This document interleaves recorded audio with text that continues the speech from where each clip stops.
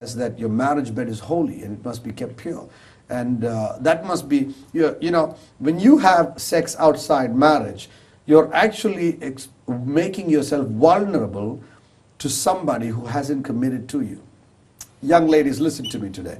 When you get involved in a physical relationship, sexually involved with somebody outside marriage, you begin to date, you get to know the person, and sometimes, you know, emotions go high, hormones go high, you can't hold yourself.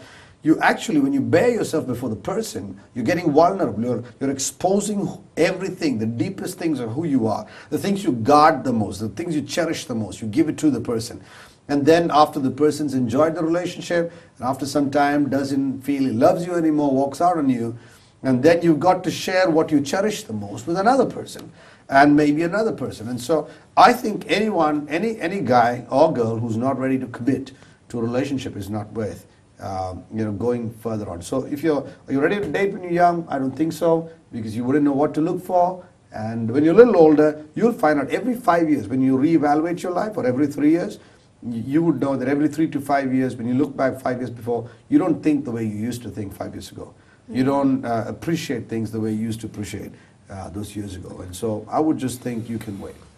Just to pick up on the point there, do you think, looking at what I observe, kind of the Western world and the divorce rate is so much higher, kind of maybe compared to some place like India or Pakistan? Do you think this is one of the reasons why it is? Because people are allowed to kind of get into a relationship, get out in a relationship, as you say, that's practicing divorce? Well, in some of the Eastern world, I think most people stay married because there's a lot of social pressure along with it. It would be a shame to be divorced. In the state I come from, it is the most educated state in my country, and the people of our state have traveled to around the world. In fact, in my nation, my state has the highest divorce rate in my nation. Wow. And the city I work with a lot of young people, and they have great jobs. Many people have great jobs. They work in some good settings in the IT industry or many other places. And recently I was told that 1 in 5 marriages in that IT industry in India, or rather in my city, are going through divorce or are separated. So why do people stay on there more? I think they stay on there more because there is a social responsibility, but there is also because everybody is not jumping into a relationship and jumping out. They got into marriage more responsibly, and so they want to stay in a marriage more responsibly. Yes, that factor is there. Social factor is there, and since people waited till marriage, they were responsible. So once they're in marriage, they want to stay in marriage responsibly. While maybe in the Western world, where people can't wait till you know, for a marriage, and they go into relationships, dating, and cross physical boundaries, get into sexual relationships, have abortions, lose a baby, go through all the pain of it much before, you know, and many become single mothers, unwed mothers, to the extent where they have 2 generations. When one mother is 28, her daughter and is pregnant with a child, her daughter is 14 and is pregnant with another child. And so, you know, you have to take care of the mother, the grandmother, and the grandchild. And so the pain of it is so high, the cost of it is so high. So I think it is godly to wait, and godly to you know, to know that, you know, how to get into a relationship and keep your body for that person. And when you finally do get married and you've got into 3-4 relationships and date and you've crossed boundaries, you don't want to carry the shame of all that into your marriage. Just imagine your daughter at 14 tells, "Mom, did you sleep with anybody before you met Daddy?" And what answer would you give them? And you know, you'd probably say, "Hey, silly, don't ask such questions." You may evade the question. And you know, kids are smart. They know what exactly Dad and Mom has been up to. So you want to have a good testimony. You want to tell them a good story. You want to leave a good example for them. Yeah. You know, I can feel the heat in the studio as all this wisdom is being imparted into all of you guys.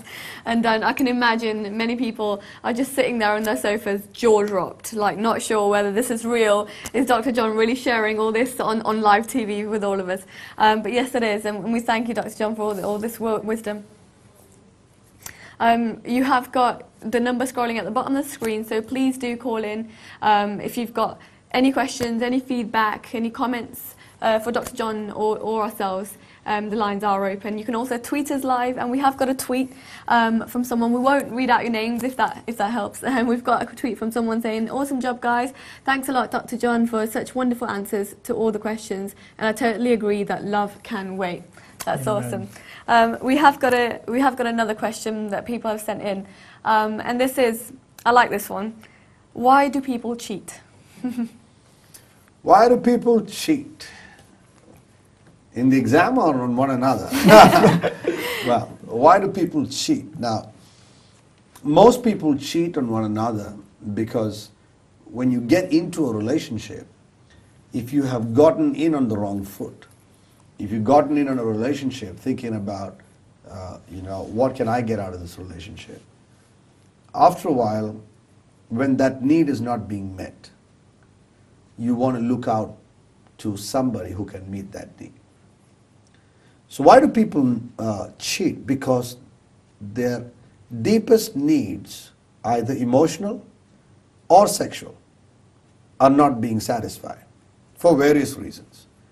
If it's people cheat because people love themselves. I often ask this question. Young people come to me and they say, Pastor, I love this person. I'm in love with this person. I want to get married to this person. We're going to spend all our life with one another. How old are you, sweetheart? I'm 15. I remember this old movie called The Sound of Music. And there was this guy singing to the girl. His name, he used to sing like this. He said, I am 17, going on 18. I'll take care of you. I saw that movie for the first time when I was a little boy. I think I'd have been 8 or 9 years old when I saw the first. And when I saw the movie, I saw the 17-year-old guy. He was like this big guy, 17, telling the 16-year-old girl, you are 16 going on 17 and, baby, it's time, whatever. But as I look back years down the road, 17, 17, taking care of a 16, I'll take care of you. In the movie, he left her and went. He dumped her and walked away, and he had to go. And so I think, why do people cheat on each other?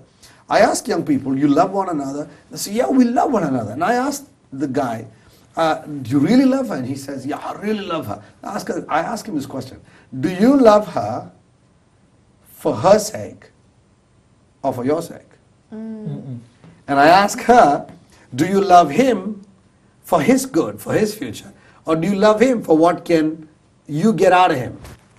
And most of us love somebody because I love her because she's beautiful. I love her because she's a chick. I love her because she's wealthy. I love her because she holds a job. Or he would say, I love him. She would say, I love him because, he's hot, or he's, cool, or he's, he's all of that. I love him because he's nice. So if you listen to all those answers, most of the reason that someone loves the other is because that person has something that I want. Man, she's hot. And when you say she's hot, you're basically saying she's so good looking, I want her.